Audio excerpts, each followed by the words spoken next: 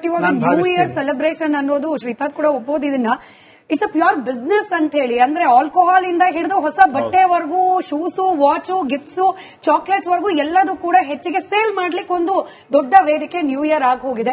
ಅದಕ್ಕೆ ಪರ್ಯಾಯವಾಗಿ ಕಾಂಪಿಟೇಟ್ ಮಾಡಬೇಕು ಅಂದ್ರೆ ನೀವು ಹೇಳಿದಾಗೆ ನಮ್ಮ ಧಾರ್ಮಿಕ ಆಚರಣೆಗಳು ಹಾಗೆ ಈ ಆಗಲ್ವಲ್ಲ, ಅದನ್ನ ಆ ಲೆವೆಲ್ ಬಿಸ್ನೆಸ್ ಅಲ್ಲಿ ಯೋಚನೆ ಅದು ಇವಾಗ 40 ಕೋಟಿ ಜನ ಎಕ್ಸ್ಪೆಕ್ಟ್ ಮಾಡಿದ್ರು ಇದಕ್ಕೆ ಕುಂಭಮೇಳಕ್ಕೆ. ಎಷ್ಟು ಕೋಟಿ ನಿಮ್ಮ ಮಾಧ್ಯಮದವ್ರು ನಿಮ್ಗೆ ಗೊತ್ತಿದೆ. How did they be able to do it? Because there was a commercial aspect behind. ಆದ್ರೆ ಕಮರ್ಷಿಯಲ್ ಆಸ್ಪೆಕ್ಟ್ ಅನ್ನೇ ಮುಂದೆ ತಗೊಂಡು ಹೋಗಿ ಮಾಡಿದಂತ ಕಾರ್ಯಕ್ರಮ ಅಲ್ಲ ಅದು. ಆದ್ರೂ ಆಯ್ತೋ ಇಲ್ವೋ, ಬರೀ 800 ರೂಪಾಯಿ 1000 ರೂಪಾಯಿ ಸಿಗ್ತಾ ಇದ್ದಿದ್ದ ರೂಮ್ಗಳು ಇವತ್ತಿಗೂ ಕೂಡ ಆಯ್ತು 4000 ರೂಪಾಯಿ 5000 ರೂಪಾಯಿ ಕೊಟ್ಟರು ಇವತ್ತಿಗೂ ರೂಮ್ ಸಿಗ್ತಾ ಇಲ್ಲ. ನಿಜ ನಿಜ ಅಲ್ಲ, ಈಗ ನಮ್ಮ ಸಂಸ್ಕೃತಿ ಏನು, ಸೊ ಇಫ್ ಯು ನನ್ನ ಆಶಯ ಏನು ಅಂತ ದಯವಿಟ್ಟು ಜನ ಅರ್ಥ ಮಾಡ್ಕೊಳ್ಬೇಕು. ಏನಂದ್ರೆ ಇದನ್ನು ಹೆಚ್ಚು ಅದೇ ರೀತಿಯಲ್ಲಿ ಆಯೋಜನೆಯನ್ನು ಮಾಡ್ತಾ ಹೋದಾಗ ಏನಾಗ್ತದೆ, that will build A kind of interest. ನಿಮ್ಮ ದೇಸಿ ಇಂಟ್ರೆಸ್ಟ್ ಅನ್ನು ಅದು ಬಿಲ್ಡ್ ಮಾಡಕ್ ಸಹಾಯಕಾರಿ ಆಗ್ತದೆ. ನೀವು ಕುಡಿಬೇಡಿ, ಕಮರ್ಷಿಯಲ್ ಆಂಗಲ್ ಅಲ್ಲಿ ನೀವು ಕುಡಿಬೇಡಿ, ನೀವು ಪಿಕ್ಚರ್ ನೋಡಬೇಡಿ, ನೀವು ಇನ್ನೇನೋ ಮಾಡಬೇಡಿ ಅಂತಂದು ನಾನು ಆ ವಾದವನ್ನೇ ಹಾಕ್ತಾ ಇಲ್ಲ.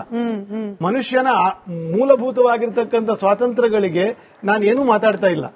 ಅದು ಅವರವರ ಮತಿಗೆ ವೈಯಕ್ತಿಕವಾಗಿರ್ತಕ್ಕಂಥದ್ದು.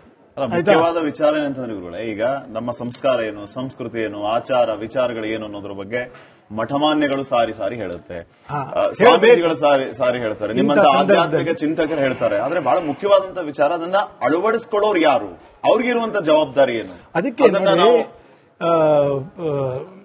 ಯಥಾಪೂರ್ವಮ ಕಲ್ಪಯತ್ ಏನಂತಂದ್ರೆ, ನಾನಿದನ್ನು ಹೇಳ್ತಾ ಇಲ್ಲ, ಇದನ್ನು ಅಂತ ಮಹಾಭಾರತದಲ್ಲಿ ಹೇಳ್ತಾರೆ, ಋಷಿಬಿಪ್ಪರಿ ಗೀತಾನಿ ತಾನಿ ವಕ್ಷಾನಿ ಭೂತಯೇ ಅಂತಂತ. ಇದನ್ನ ಯಾಕೆ ಅನಾದಿ ಕಾಲದಿಂದಲೂ ಪದೇ ಪದೇ ಇದನ್ನು ಯಾಕೆ ಜನರ ಮಧ್ಯೆ ತಗೊಂಡೋಗಿ ಧರ್ಮಶಾಸ್ತ್ರಗಳನ್ನು, ಡೂಸ್ ಅಂಡ್ ಡೋಂಟ್ಸ್ ಗಳನ್ನು, ಅದು ಅನಾದಿ ಕಾಲವಾಗಿರ್ತಕ್ಕಂಥ ಪರಿಶ್ರಮ ಇದೆ ಅದ್ರ ಹಿಂದೆ. ನಾನು ಮತ್ತೆ ಅದನ್ನೇ ಒತ್ತು ಕೊಡ್ತಾ ಇದ್ದೀನಿ. ನಿಮ್ಮ ಧಾರ್ಮಿಕವಾಗಿರ್ತಕ್ಕಂತಹ ಕಂಫರ್ಟ್ ಝೋನ್ ಇಂದ ಧಾರ್ಮಿಕ ನಾಯಕರುಗಳು ಅಥವಾ ಪೀಠಸ್ಥರು ಆ ಒಂದು ಟ್ರೆಡಿಷನಲ್ ಝೋನ್ ಮತ್ತು ನಿಮ್ಮ ಕಂಫರ್ಟ್ ಝೋನ್ ಇಂದ ಈ 10 ದಿನಗಳಿಗಾದರೂ ದೇಶಾದ್ಯಂತ ಹೊರಗಡೆ ಅದಕ್ಕೆ ಬೇಕಾಗಿರುವಂತ ಸಹಾಯ ಮೋದಿ ಅಂತ ಸರ್ಕಾರ ಆಳ್ತಾ ಇದೆ. ಇದಕ್ಕಿಂತ ಬಂಗಾರದ ಯುಗ ಇನ್ನೇನ್ ಬೇಕಾಗಿದೆ? ಅದನ್ನು ಅವ್ರ ಮನಸ್ಸಿಗೆ ಹಾಕೊಳ್ಳಿ ಅಂತ ಹೇಳಿದೆ ನಾನು. ಒಂದು ಬಹುಶಃ ಚಿಕ್ಕ ಬ್ರೇಕ್ ಹೋಗೋ ಸಮಯ, ಬ್ರೇಕ್ ಇಂದ ಬಂದ್ಮೇಲೆ ಸರಿಯೇ ಇದೆಲ್ಲವೂ. ಆದ್ರೆ 2026 ಎನಿವೆ ಕ್ಯಾಲೆಂಡರ್ ವರ್ಷ ಶುರು ಆಗ್ತಾ ಇದೆ.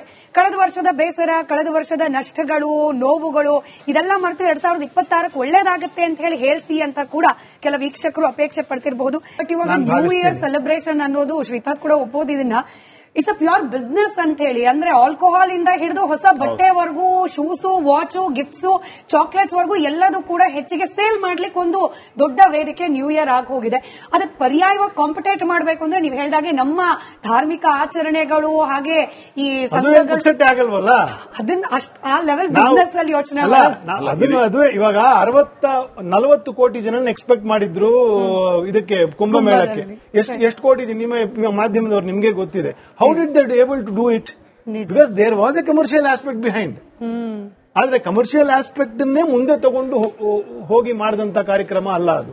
ಆದ್ರೂ ಆಯ್ತೋ ಇಲ್ವೋ, ಬರೀ 800 ರೂಪಾಯಿ 1000 ರೂಪಾಯಿ ಸಿಗ್ತಾ ಇದ್ದಿದ್ದ ರೂಮ್ಗಳು ಇವತ್ತಿಗೂ ಕೂಡ ಆಯ್ತು 4000 ರೂಪಾಯಿ 5000 ರೂಪಾಯಿ ಕೊಟ್ಟರು ಇವತ್ತಿಗೂ ರೂಮ್ ಸಿಗ್ತಾ ಇಲ್ಲ. ನಿಜ ನಿಜ.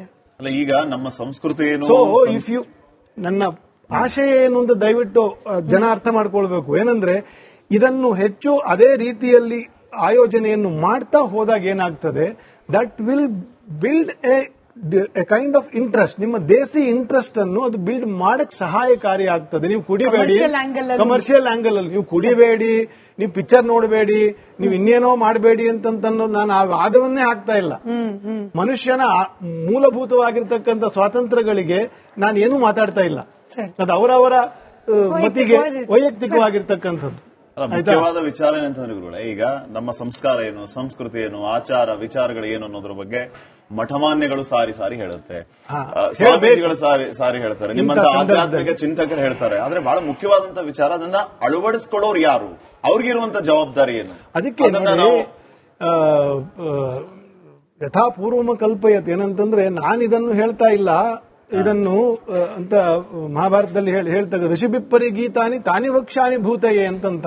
ಇದನ್ನ ಯಾಕೆ ಅನಾದಿ ಕಾಲದಿಂದಲೂ ಪದೇ ಪದೇ ಇದನ್ನು ಯಾಕೆ ಜನರ ಮಧ್ಯೆ ತಗೊಂಡೋಗಿ ಧರ್ಮಶಾಸ್ತ್ರಗಳನ್ನು, ಡೂಸ್ ಅಂಡ್ ಡೋಂಟ್ಸ್ ಗಳನ್ನು, ಅದು ಅನಾದಿ ಕಾಲವಾಗಿರ್ತಕ್ಕಂಥ ಪರಿಶ್ರಮ ಇದೆ ಅದ್ರ ಹಿಂದೆ.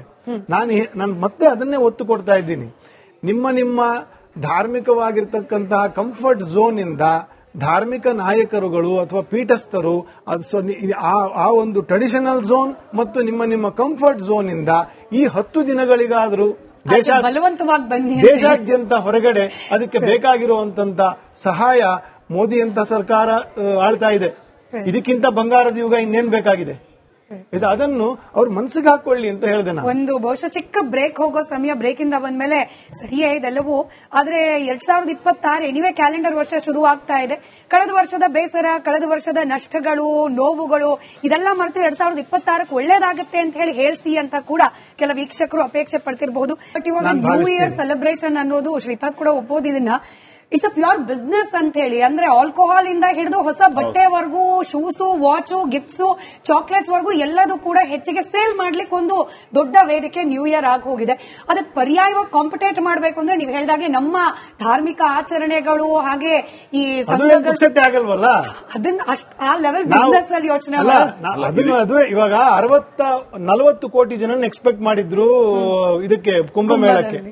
ಎಷ್ಟು ಕೋಟಿ ನಿಮ್ಮ ಮಾಧ್ಯಮದವ್ರು ನಿಮ್ಗೆ ಗೊತ್ತಿದೆ. How did they able to do it? Because there was a commercial aspect behind. ಆದ್ರೆ ಕಮರ್ಷಿಯಲ್ ಆಸ್ಪೆಕ್ಟ್ ಅನ್ನೇ ಮುಂದೆ ತಗೊಂಡು ಹೋಗಿ ಮಾಡಿದಂತ ಕಾರ್ಯಕ್ರಮ ಅಲ್ಲ ಅದು.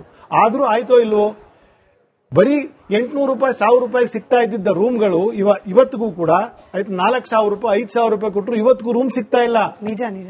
ಅಲ್ಲ, ಈಗ ನಮ್ಮ ಸಂಸ್ಕೃತಿ ಏನು, ಸೊ ಇಫ್ ಯು ನನ್ನ ಆಶಯ ಏನು ಅಂತ ದಯವಿಟ್ಟು ಜನ ಅರ್ಥ ಮಾಡ್ಕೊಳ್ಬೇಕು. ಏನಂದ್ರೆ ಇದನ್ನು ಹೆಚ್ಚು ಅದೇ ರೀತಿಯಲ್ಲಿ ಆಯೋಜನೆಯನ್ನು ಮಾಡ್ತಾ ಹೋದಾಗ ಏನಾಗ್ತದೆ, that will build A kind of interest. ನಿಮ್ಮ ದೇಸಿ ಇಂಟ್ರೆಸ್ಟ್ ಅನ್ನು ಅದು ಬಿಲ್ಡ್ ಮಾಡಕ್ ಸಹಾಯಕಾರಿ ಆಗ್ತದೆ. ನೀವು ಕುಡಿಬೇಡಿ, ಕಮರ್ಷಿಯಲ್ ಆಂಗಲ್ ಅಲ್ಲಿ ನೀವು ಕುಡಿಬೇಡಿ, ನೀವು ಪಿಕ್ಚರ್ ನೋಡಬೇಡಿ, ನೀವು ಇನ್ನೇನೋ ಮಾಡಬೇಡಿ ಅಂತಂತನ್ನೋ ನಾನು ಆ ವಾದವನ್ನೇ ಹಾಕ್ತಾ ಇಲ್ಲ.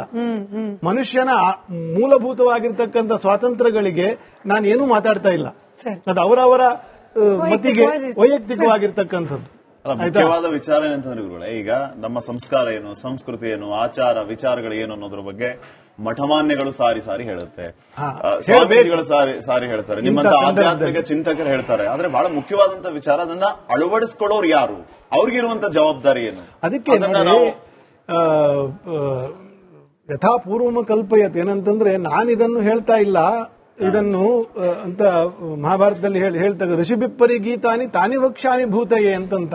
ಇದನ್ನ ಯಾಕೆ ಅನಾದಿ ಕಾಲದಿಂದಲೂ ಪದೇ ಪದೇ ಇದನ್ನು ಯಾಕೆ ಜನರ ಮಧ್ಯೆ ತಗೊಂಡೋಗಿ ಧರ್ಮಶಾಸ್ತ್ರಗಳನ್ನು, ಡೂಸ್ ಅಂಡ್ ಡೋಂಟ್ಸ್ ಗಳನ್ನು, ಅದು ಅನಾದಿ ಕಾಲವಾಗಿರ್ತಕ್ಕಂಥ ಪರಿಶ್ರಮ ಇದೆ ಅದ್ರ ಹಿಂದೆ. ನಾನು ಮತ್ತೆ ಅದನ್ನೇ ಒತ್ತು ಕೊಡ್ತಾ ಇದ್ದೀನಿ.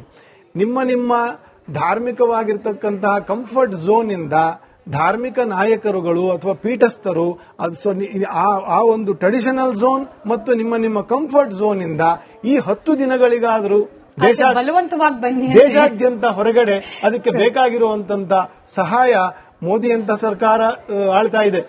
ಇದಕ್ಕಿಂತ ಬಂಗಾರದ ಯುಗ ಇನ್ನೇನ್ ಬೇಕಾಗಿದೆ? ಅದನ್ನು ಅವ್ರ ಮನಸ್ಸಿಗೆ ಹಾಕೊಳ್ಳಿ ಅಂತ ಹೇಳಿದೆ ನಾನು. ಒಂದು ಬಹುಶಃ ಚಿಕ್ಕ ಬ್ರೇಕ್ ಹೋಗೋ ಸಮಯ, ಬ್ರೇಕ್ ಇಂದ ಬಂದ್ಮೇಲೆ ಸರಿಯೇ ಇದೆಲ್ಲವೂ. ಆದ್ರೆ 2026 ಎನಿವೆ ಕ್ಯಾಲೆಂಡರ್ ವರ್ಷ ಶುರು ಆಗ್ತಾ ಇದೆ.